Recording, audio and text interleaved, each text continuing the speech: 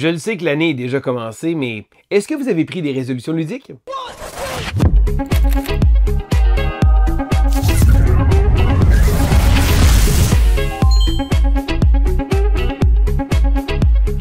Bonjour et bienvenue à l'école du jeu. Mon nom est Sylvain et on se retrouve aujourd'hui pour le segment Quoi de neuf du mois de janvier 2025.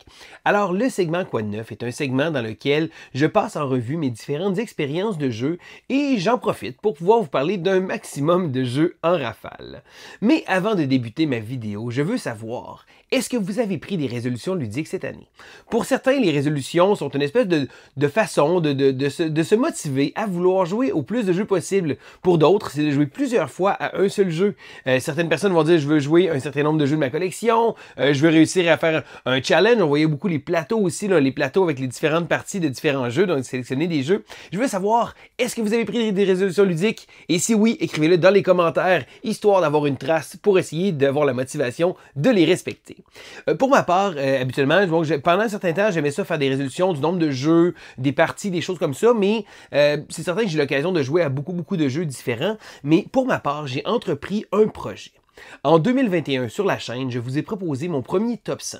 C'est un top que j'avais eu énormément de plaisir à faire parce que j'aime ça faire des listes. J'aime ça faire des tops, de regarder des jeux, de les comparer, de les recomparer, de les mettre sur une liste Excel, de les changer de place, d'y rejouer, de mettre un petit astérix. C'est quelque chose que j'apprécie énormément faire. Je sais que mon collègue JP est un peu moins friand des tops, mais pour ma part, j'adore ça en faire. Donc, les top 100, c'est une espèce de summum, une espèce de montagne à monter parce qu'il y a énormément de jeux que je veux rejouer. Et là, mon dernier top 100 remonte à 2021, je crois. D'ailleurs, je vous invite à aller regarder sur la chaîne. Ça va peut-être vous faire découvrir plusieurs jeux. J'ai fait 10 vidéos qui présentaient 10 jeux du coup. Donc, c'est certain que si jamais ça vous tente de voir quels étaient mes choix à cette époque-là, je vous invite à aller faire un petit tour comme ça. Mais là, je me suis dit, tiens, ça fait un petit bout que j'ai pas fait ça. On est rendu en 2025. C'est peut-être le temps de reprendre le concept. Donc, j'ai commencé à travailler sur une liste. Et là, bon, c'est certain, je veux avoir rejoué au jeu quand même relativement récemment. Donc, au courant, mettons, des 6 derniers mois de l'année 2024 et de 2025. Et c'est pour ça que j'ai entrepris de rejouer à une tonne de jeux. Je me suis fait une liste de jeux que je devais rejouer afin de pouvoir retâter le pouls pour savoir si, bon, à l'époque, je l'aimais beaucoup. Est-ce que le jeu tient encore bien la route? Est-ce que je l'aime encore autant? Donc, c'est certain que c'est un exercice très personnel, mais ça me permet moi-même de revisiter des jeux et c'est la raison un peu pour laquelle je le fais parce que j'aime ça. Donc, vous allez voir au courant des prochains mois plusieurs jeux que je vais reparler, donc des fois des jeux qui font probablement partie de cette liste-là et que je vais me donner le goût de rejouer. Donc, fidèle à mon habitude, je commence ma vidéo avec quelques petites statistiques ludiques personnelles. Alors, au courant du mois de janvier, j'ai joué 40 parties de 25 jeux différents et là-dedans, il y en a 10 que c'était la première fois que j'y jouais. Le premier jeu dont je veux vous parler est le jeu Les Ruines perdues de Narak. Alors, lors de sa sortie il y a quelques années déjà, Lost Ruins of Arnak avait été un jeu très populaire. Le jeu avait eu un bon buzz, une bonne presse, et c'est un jeu qu'on continue de voir de temps à autre sur les différents réseaux sociaux. À ce jeu de base-là se sont ajoutées deux extensions. Une extension qui rajoutait des pouvoirs asymétriques que j'ai trouvé vraiment génial. Donc, ça rajoutait des aventuriers et ça rajoutait une petite twist très intéressante. L'autre, les expéditions perdues, rajoutait une espèce de mode coopératif qu'on pouvait faire, une espèce d'aventure qu'on pouvait évoluer à travers ça. J'ai pas encore eu l'occasion de faire toute l'aventure évolutive. J'avais déjà essayé un mode solo qu'il y avait avant en ligne, avant de faire l'extension, mais je me suis rendu compte que ça faisait déjà un bon moment que j'avais pas joué aux Ruines perdues de Narak. Je sais que le jeu, j'avais joué beaucoup, mais après ça, bon, que voulez-vous, hein, j'ai l'occasion d'en jouer beaucoup d'autres et d'en essayer plusieurs. Et ça faisait un petit bout de temps que je l'avais pas sorti. Donc, j'ai décidé de le ressortir justement pour voir un peu comment le jeu tenait la route. Et je dois dire que l'ajout des personnages vient vraiment bonifier le jeu. C'est un jeu que je trouve toujours très bon. C'est un jeu de placement d'ouvriers avec des éléments de deck building, mais le deck building est très minimaliste du fait qu'on ne pourra pas acquérir plusieurs cartes pendant la partie. C'est pas un jeu comme Dominion où on va remplir notre deck, non. On va avoir quelques cartes et on doit calculer les cartes qu'on va avoir parce que chaque achat va être très important. On est limité dans les options qu'on peut faire, mais on peut explorer des nouveaux sites, avoir une piste de recherche. Donc, il y a plusieurs éléments, plusieurs stratégies possibles. Et j'ai trouvé que les parties sont quand même assez différentes les unes des autres. On a également un plateau réversible, on a différentes pistes de recherche qu'on peut avoir. Donc, le jeu nous permet une bonne variabilité. Le jeu a également du beau matériel, donc c'est du matériel qui est le fun à manipuler manipuler, les belles petites ressources, des choses comme ça, mais pour y avoir rejoué, j'ai rejoué en solo et à 2 joueurs, et je dois dire que ce jeu-là mérite encore sa place dans les jeux d'actualité. Si jamais vous n'avez pas essayé ce jeu-là, ça vaut vraiment la peine. Moi, personnellement, je l'aime beaucoup. Je continue avec un autre jeu qui fait partie de mes favoris, mais que ça faisait longtemps que je n'avais pas joué, c'est La quête du bonheur, donc Pursuit of Happiness. Pursuit est un jeu assez drôle parce que c'est pas un jeu que je qualifierais d'excellent au point de vue mécanique. Donc, mécaniquement parlant, c'est un jeu de placement d'ouvriers, de gestion de ressources, de gestion de cartes, qui est bien, mais pas exceptionnel du tout. Non. Ce qui me fascine avec ce jeu-là, c'est le thème, parce qu'on a droit à The Sims The Board Game. Et oui, on se fait une vie. Et c'est un des rares jeux dans lesquels je vais tenter peut-être d'être un peu moins efficace et un peu plus thématique dans mon personnage. Donc, par exemple, si mon père est riche, je vais peut-être pas aller me chercher un emploi immédiatement. Je vais essayer de me faire une vie comme ça, parce qu'avec dans le jeu, on peut aller faire des activités, se trouver des hobbies, essayer de compléter ça. Et le thème de ce jeu-là vient tellement bonifier l'expérience. Donc, non, c'est pas nécessairement un excellent jeu au point de vue mécanique, mais j'ai tellement de plaisir à y jouer. J'avais backé la version Big Box, donc une espèce de grosse boîte énorme avec un tapis de jeu qui prend presque toute ma table. Mais j'ai vraiment beaucoup de plaisir au point de vue thématique à jouer à ce jeu-là.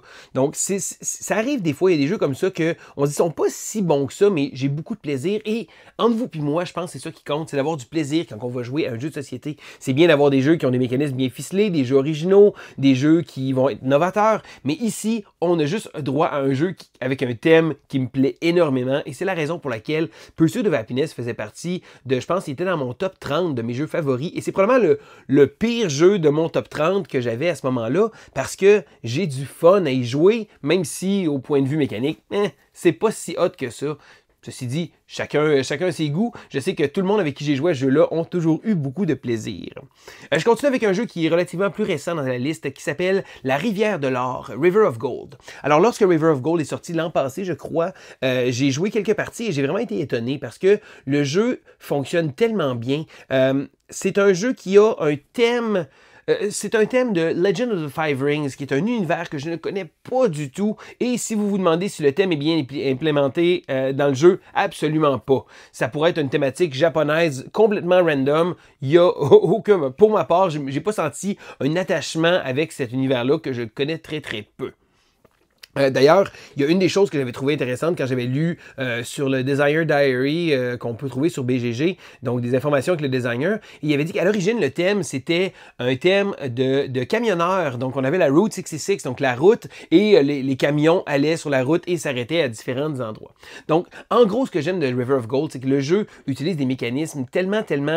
on dit ça streamline, c'est épuré comme mécanisme de jeu, et j'ai trouvé ça vraiment super parce que le jeu...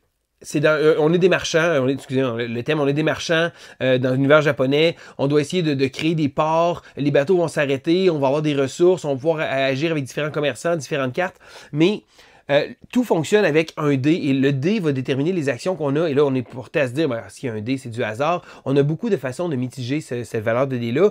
Et l'action va être dépendante du dé. Donc, on a beaucoup de façons de modifier ça, mais on ne sera jamais mal pris. On a toujours quelque chose à faire, que ce soit d'acheter un nouveau port, que ce soit de retirer différentes choses et de faire avancer notre bateau pour recevoir des ressources. Donc, c'est vraiment génial comme jeu. Ça va très vite. Les parties sont très rapides. Et je trouve que le flow du jeu, considérant que c'est une rivière, c'est très thématique, mais le flow marche vraiment bien et c'est vraiment une belle découverte, ce jeu-là.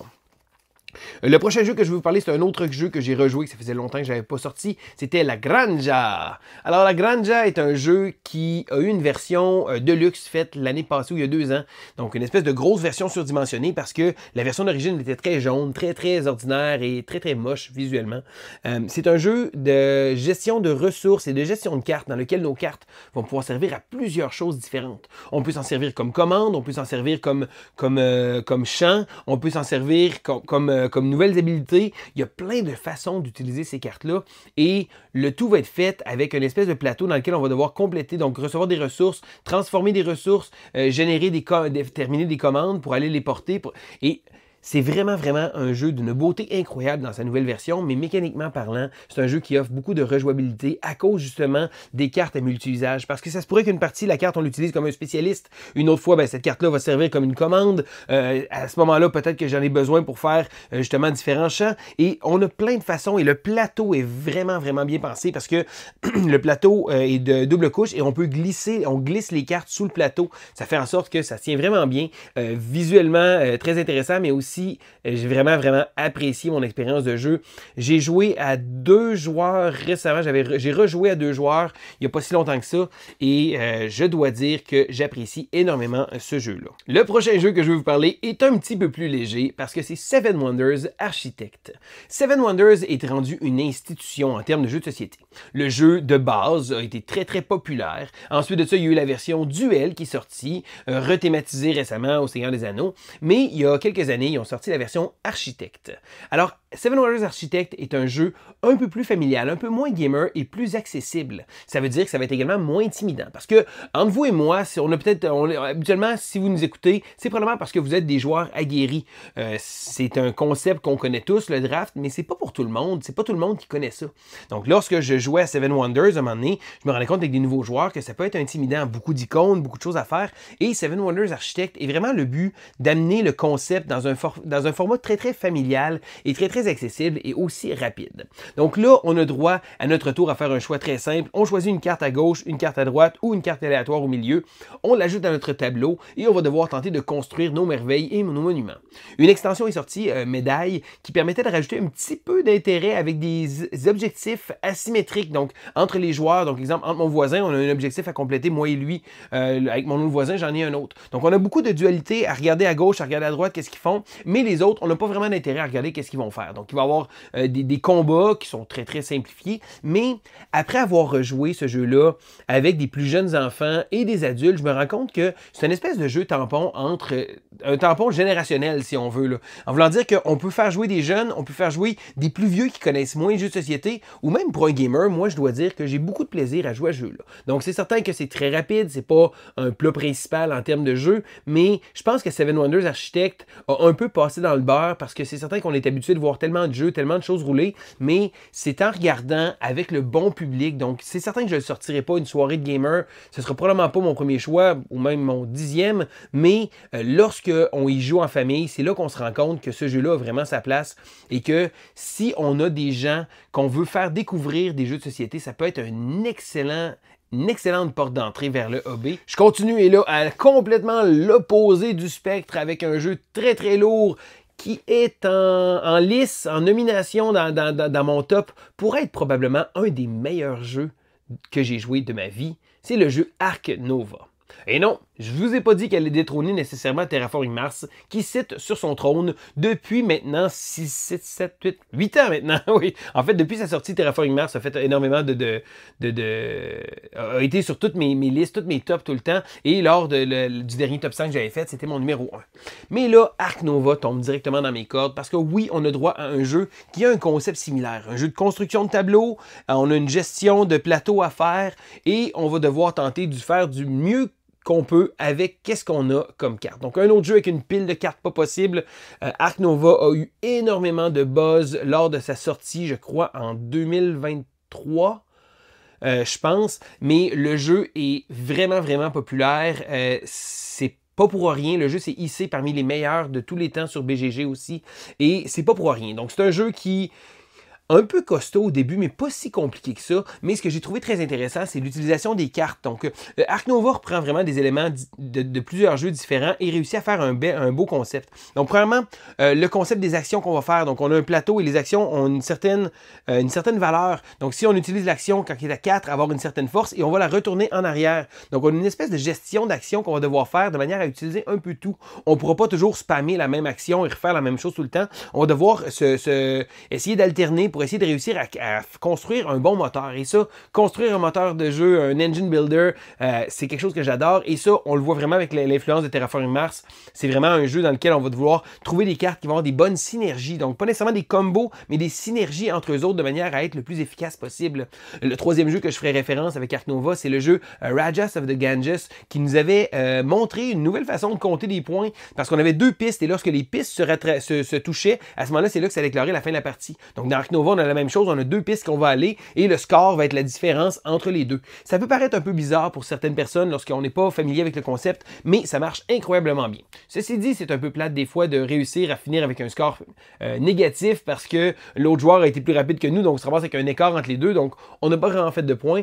Ça peut être un peu démoralisant, moi ça me dérange pas, parce que c'est un jeu qui m'offre énormément de satisfaction. Ceci dit, à 4 joueurs, un peu long si les gens sont pas vite sur le piton pour jouer, mais pour ma part, je m'en tire pas mal autour de 1h30 environ, là, à 2 joueurs, même à 3 joueurs. Ça joue très très bien et c'est un jeu que j'adore. J'ai eu le plaisir d'y rejouer récemment. L'extension vient vraiment bonifier le jeu énormément parce que ça rajoute des actions asymétriques. Donc là, on n'a pas tous la même action d'animaux. On a une certaine variété qui va se faire et en début de partie, on va drafter un peu nos actions spéciales de manière à se créer un petit plateau un peu asymétrique. Ça vient vraiment rajouter et bonifier énormément le jeu.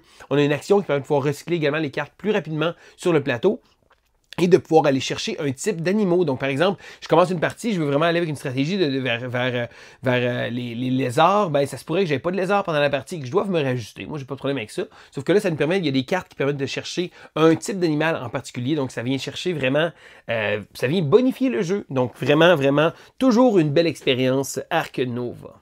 Donc là, c'est bien beau de rejouer à des jeux que j'avais déjà joués, mais c'est le temps de vous parler un peu de certaines nouveautés.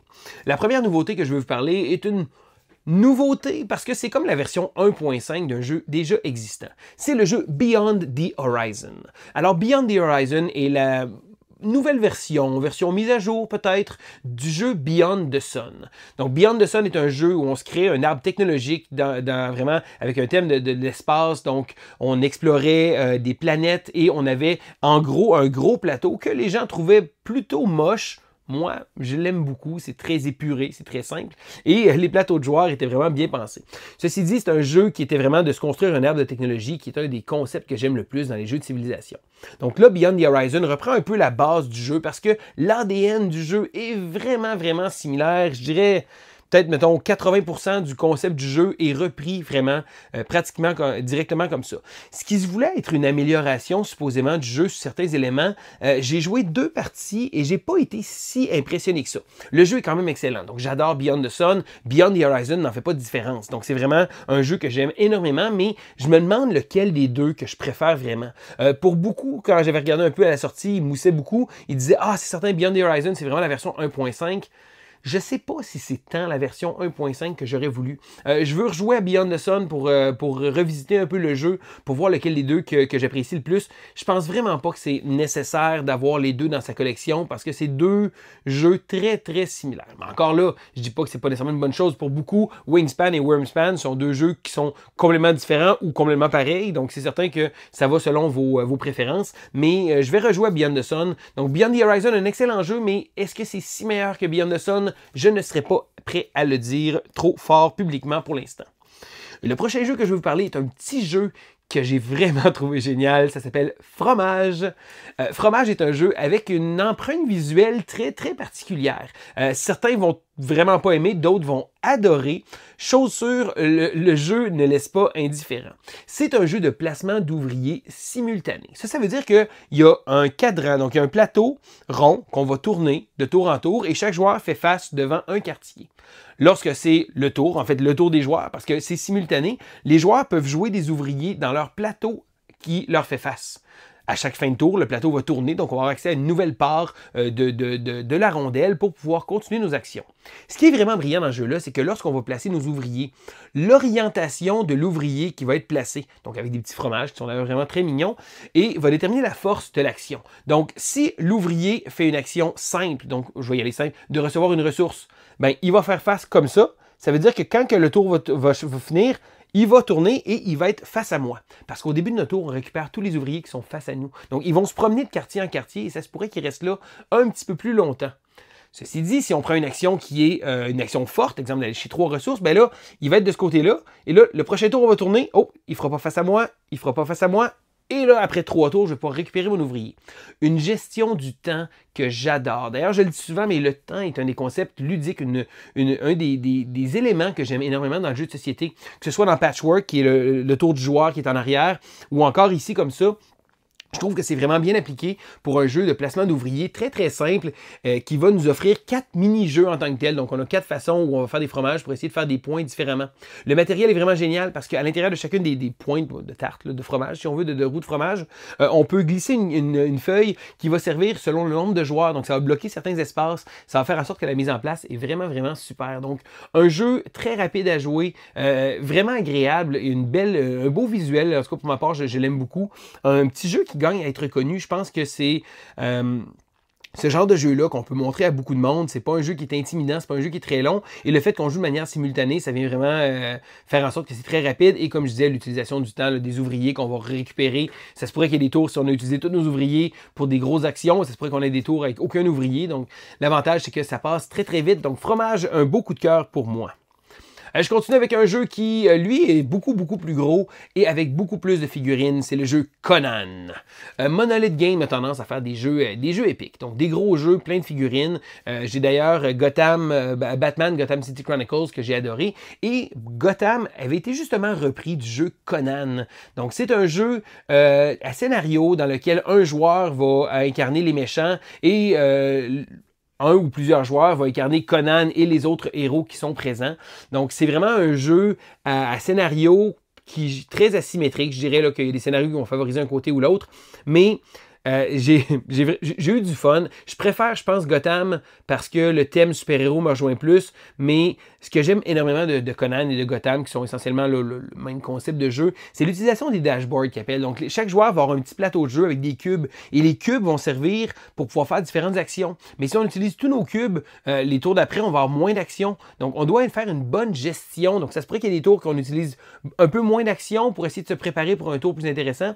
La gestion de ces cubes-là est tellement bien faite. Gestion d'action, c'est vraiment brillant comme concept. J'ai adoré mon expérience. C'est certain que c'est des jeux qui sont thématiques, donc il y a beaucoup de règles, beaucoup de petits caractères, beaucoup de petites habilités qu'on regarde un peu, puis là, ok, ben t'as peu c'est quoi? Mais c'est vraiment le genre d'expérience ludique. Donc là, on a droit à un jeu qui va être beaucoup plus thématique, qui va être pour une expérience de se faire, d'avoir du plaisir, de brasser des dés, d'attaquer des personnages et de sortir sa grosse épée en tant que Conan et crier Roar! Donc c'est vraiment beaucoup de plaisir pour ça. Le prochain jeu que je vais vous parler est un jeu qui avait pas été un de mes favoris lors de sa sortie. C'est le jeu Dune Imperium. Bon, je sais que tout le monde a parlé de Dune Imperium à sa sortie, tout le monde tripait bien gros sur ce jeu-là. Moi, je l'avais trouvé bien, mais je trouvais qu'il y avait quelques petits flaws, quelques petits défauts, et j'avais pas été si émerveillé que ça. Bon, premièrement, je tiens à le dire, je ne connais pas énormément la franchise Dune. Je connais un peu le concept, mais j'ai pas lu les livres, j'ai pas vu les nouveaux films non plus. J'ai probablement déjà vu les vieux films à un moment donné avec mon frère quand j'étais jeune, sans trop y porter d'intérêt, mais c'est pas la franchise qui m'attire vers ce jeu-là. Mais là, il y a eu la version Uprising, donc la version Insurrection qui est arrivée, qui est une espèce de version 1.5.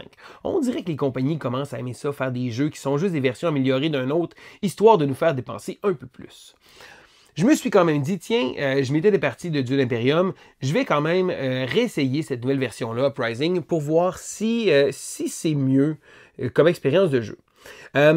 C'est un deck builder, placement d'ouvriers, donc un peu comme Narak qui était sorti à peu près dans le même temps. C'est deux jeux qui ont certains points similaires en tant que tel. C'est pas des jeux identiques, bien entendu, c'est très différent, mais ils ont certains éléments qui se rapprochent l'un et l'autre.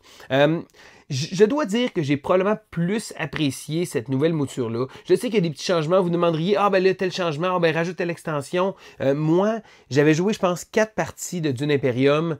Ils n'ont pas tous été des parties très agréables. Là, j'ai joué une partie seulement de Insurrection. J'ai eu du plaisir, ça marche bien.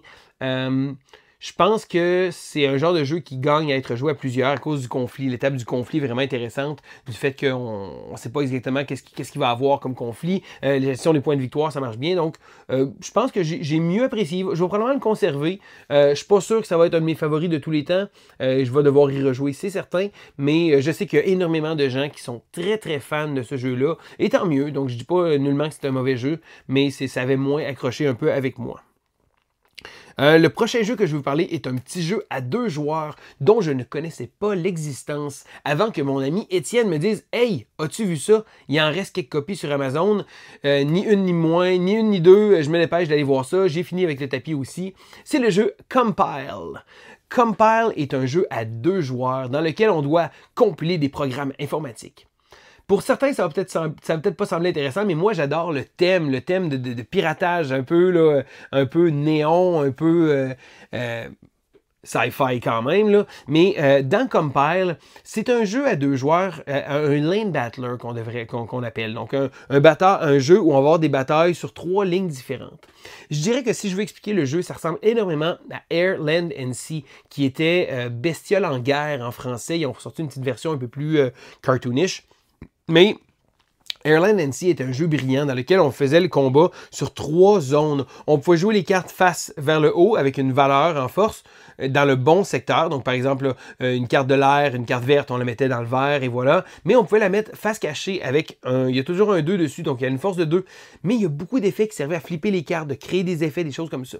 Donc ici, Compile reprend exactement ce même concept-là, mais il rajoute un petit twist à la Smash Up du fait qu'en début de partie, on va drafter 3 programmes en tant que tels. Et là, les programmes vont avoir des decks qui sont très asymétriques. Certains favorisent la défausse, la pige, détruire des cartes, flipper des cartes. Donc, on a vraiment une espèce de jeu qui va se faire autour de ça. Et le but, c'est de réussir à contrôler une ligne. Donc, lorsqu'on a une ligne et qu'on a 10 de force ou plus, on peut compiler la ligne. Donc, on va retourner notre programme. On va détruire toutes les cartes dans la ligne. Et le but, c'est d'avoir compilé ces 3 programmes. Donc, c'est un petit jeu à 2 joueurs, vraiment bien pensé, qui marche bien. Je ne sais pas si je préfère l'originalité de Airland NC, mais ici, le jeu est vraiment visuellement très très beau. Les cartes sont d'un fini vraiment vraiment génial. C'est de toute beauté. Donc ça a un petit look néon, un petit look genre cyberpunk que j'aime énormément. C'est une belle teinte de couleur, je trouve. C'est un jeu qui va avoir éventuellement, si le jeu est soutenu, beaucoup d'extensions, beaucoup de possibilités d'extension parce qu'on rajoute des nouvelles factions qu'on a pour pouvoir faire ça. Et l'espèce de draft, plus on joue, plus il va être intéressant parce que en début de partie, bon, je vais presque random puis je donne des 3 factions, mais quand on a déjà joué, on sait quelle faction. OK, je sais que la faction du feu fait telle ou telle chose. Ça pourrait peut-être être bien de le faire avec la faction de la gravité qui, elle, fait en sorte que si je défausse des cartes, et là, on a des bonus comme ça et on peut trouver une belle synergie entre nos différents catégories de cartes qu'on va avoir. Donc, un bon jeu, je sais que la distribution est très, très limitée. J'ai eu la chance, à cause que mon ami me l'a dit, de le trouver sur Amazon. Après ça, je sais qu'il n'était plus disponible. Ceci dit, probablement qu'il va revenir en distribution un peu plus grande échelle éventuellement. Je n'ai pas de détails là-dessus, mais je dois dire que j'ai bien apprécié le jeu. Et fidèle à mon habitude, je continue avec mon top 3 de mes 3 meilleures expériences ludiques du mois. Et ça a été difficile parce que ce mois-ci, j'ai rejoué à beaucoup de jeux que j'avais énormément aimés. J'ai rejoué à beaucoup de bons jeux, j'ai fait des belles découvertes, mais je me dois d'en choisir seulement 3. Je commence avec le jeu Rebirth. Alors Rebirth est un jeu du designer Reiner Knizia qui produit une tonne de jeux. C'est probablement une refonte d'un de ses jeux précédents. Je pense que ça ressemble énormément au jeu Kingdoms qu'il y avait avant, un jeu que je n'avais pas joué nécessairement. Rebirth est un jeu que j'avais pris en sociofinancement. Donc c'est un jeu de contrôle de territoire dans lequel on va devoir tenter de jouer des petites tuiles sur un plateau de jeu et d'aller chercher, d'aller construire des châteaux. C'est vraiment un petit jeu tellement bien pensé parce que côté règles, c'est vraiment pas complexe parce qu'on a un sac, on pige un petit jeton et on doit placer ça sur une des cases sur lesquelles ça va nous le permettre. Donc, j'ai une ferme, je vais la mettre sur une case qui permet d'avoir les fermes. Et là, on va regarder autour. Est-ce qu'il y a un château? S'il n'y en a pas, parfait, je peux construire un château. Mais si un autre joueur vient placer plus de jetons autour de mon château, eh bien, il va me le voler. Et là, à ça, on se rajoute des petits objectifs qu'on peut avoir, des choses comme ça. Un jeu qui roule tellement bien et peu importe le nombre de joueurs, ça se joue très, très bien. Il y a également une autre autre côté de plateau avec une autre carte un peu différente qui va nous offrir des règles un petit peu différentes. J'ai vraiment été enivré sur ce jeu-là. J'adore ce type de jeu-là. Construire des villes, construire des choses, j'aime beaucoup ça comme concept, mais d'avoir un jeu tellement facile à prendre en main, facile à expliquer et rapide à jouer, j'ai vraiment adoré un de mes Kinedia favoris et c'est pas peu dire parce qu'il existe des centaines et des centaines de jeux de cet auteur-là. En deuxième position, j'y vais avec le buzz ludique qu'il y a eu de Finspan. Ah, Finspan. D'ailleurs, si jamais vous n'avez pas écouté ma vidéo, je vous invite à aller l'écouter pour avoir mon avis un peu plus étoffé sur ce que je pense de ce jeu-là. Lorsqu'il y a eu sa sortie, les gens ont tous dit « Ah non, encore une autre façon de faire de l'argent, de renommer Wingspan, c'est Wingspan avec des poissons, inventer Spick and Span, Catspan, et là, toutes les memes sont sortis du monde. » Mais moi, j'aime Wingspan. J'aime Wormspan. Je trouvais que Wing et Worm étaient suffisamment différents pour les conserver dans ma collection, malgré le fait qu'il y avait énormément de similarités. Donc, on m'a demandé la question maintes et maintes fois lorsque je l'ai reçu. Est-ce que c'est pareil comme Wingspan? Oui et non. Oui, c'est un tableau builder dans lequel on va construire un tableau, on va activer nos cartes, on va avoir cet élément-là, on va devoir gérer différentes ressources ici, là, un peu moins que dans Wingspan, mais c'est également très différent. Donc je dirais que Finspan est probablement plus différent que Wing et Worm pouvaient l'être, tout en étant plus accessible. Et là, pour certains, ils vont dire « Ah, mais Wingspan était déjà très accessible. » Encore une fois, je vais répondre avec la même chose, oui et non. Wingspan, pour des gamers comme nous, c'est un jeu relativement simple, mais pour beaucoup de gens, c'est assez complexe comme jeu, et si on n'est pas habitué à ce genre de concept-là, ça peut être un peu intimidant. Finspan a l'avantage d'avoir quelques petits éléments qui viennent le simplifier. Moins de ressources différentes, donc on n'a pas besoin de gérer avec la mangeoire à oiseaux avec différentes ressources, parce que les ressources qu'on a vont être des poissons et des œufs qu'on va placer sur notre plateau de toute façon. On a également des cartes ouvertes, donc la main de carte est ouverte, ça fait en sorte qu'il n'y a pas de cartes cachées dans les mains, donc c'est facile de voir un peu qu'est-ce qui se passe sur le plateau de jeu. Le jeu est visuellement magnifique, moi je le trouve vraiment beau, et oui, il est peut-être un petit peu plus simple, mais ça marche très très bien. Donc une construction de tableau, beaucoup de choses différentes qu'on va pouvoir faire. Pour ma part, j'adore la qualité de production, le travail de recherche qui a été fait, donc oui, c'est relativement pareil, tout en étant très différent. J'aime beaucoup Finspan, mais par exemple, je sais que tout le monde me demandait « Ouais, mais c'est lequel ton préféré? » Je pense que Wingspan va rester mon favori quand même, mais je les aime tous. Et lorsque je vais faire un éventuel top, soyez certains que je vais toutes les mettre sur la même ligne, histoire de vous parler du plus de jeux possible. Ensuite de ça, je suis rendu à mon numéro 1 et ce n'était même pas une question compliquée. Le premier jeu dans ma liste était très facile à savoir. C'est ma révélation ludique, c'est le jeu SETI. Ben oui, j'avais même la boîte sur la table tellement que j'y joue souvent. SETI est un jeu qui techniquement est sorti en 2024 et qui va probablement être mon jeu favori de 2024 parce que c'est si bon que ça. Je vous ai présenté sur la chaîne une vidéo qui vous parlait du jeu, mais pour avoir rejoué, et j'ai joué en solo, j'ai joué à 2, j'ai joué à 3, j'ai joué à 4, j'ai joué beaucoup de parties, j'adore la façon que le thème a été amené. Donc dans SETI, c'est un jeu de gestion de cartes dans lequel on va tenter d'explorer le système solaire pour essayer de trouver des traces de vie et de découvrir des races extraterrestres. Et là, on a droit à un thème qui est tellement bien appliqué, comme je disais. Donc, on envoie nos sondes dans l'espace et on va pouvoir se placer en orbite autour des planètes. On va pouvoir atterrir sur les planètes avec nos sondes de manière à pouvoir essayer de trouver des traces de vie. Et lorsqu'il y a 3 traces de vie différentes qui ont été trouvées, on va révéler un peuple spécial. La boîte vient avec 5 peuples différents, mais à chaque partie, il va en avoir 2. Mais c'est une surprise, on va juste les découvrir rendus à la mi-partie. Donc, ça amène un petit élément de découverte vraiment, vraiment génial. Et ça rajoute des petites règles un peu asymétriques qui viennent changer un peu la partie. Le jeu marche bien, on est très serré, c'est un jeu de gestion de ressources dans lequel on va devoir gérer notre énergie, gérer nos crédits, et c'est très très difficile. On peut servir des cartes également à multi-usage, un autre concept que j'adore dans le jeu. On peut servir des cartes pour les défausser, avoir un bonus immédiat lorsqu'on va scanner, donc on va découvrir des petits disques, et le matériel est vraiment vraiment génial. Donc SETI est un jeu qui vient énormément toucher à toutes les cordes des choses que j'aime dans les jeux de société et c'est un jeu qui va probablement se frayer une place facilement dans mon top 20 de mes jeux favoris de tous les temps. Oui, c'est si bon que ça, du moins pour moi, mais je sais que le jeu a eu un bon buzz. D'ailleurs, si jamais vous avez l'occasion de l'essayer, je vous invite à le faire parce que vraiment, pour ma part, c'est 2 gros thumbs up.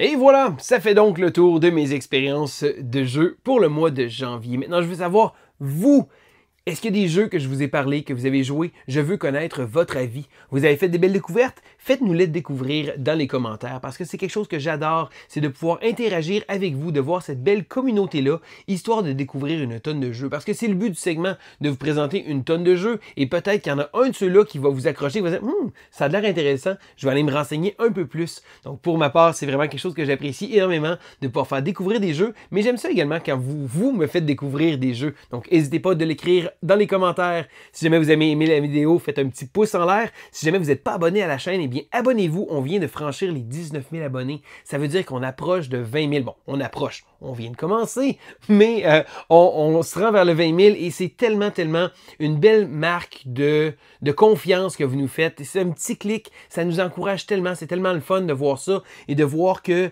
année après année, on continue de faire partie du paysage ludique. Donc pour moi, c'est quelque chose que j'apprécie énormément. Donc c'était Sylvain pour l'école du jeu et on se dit à la prochaine!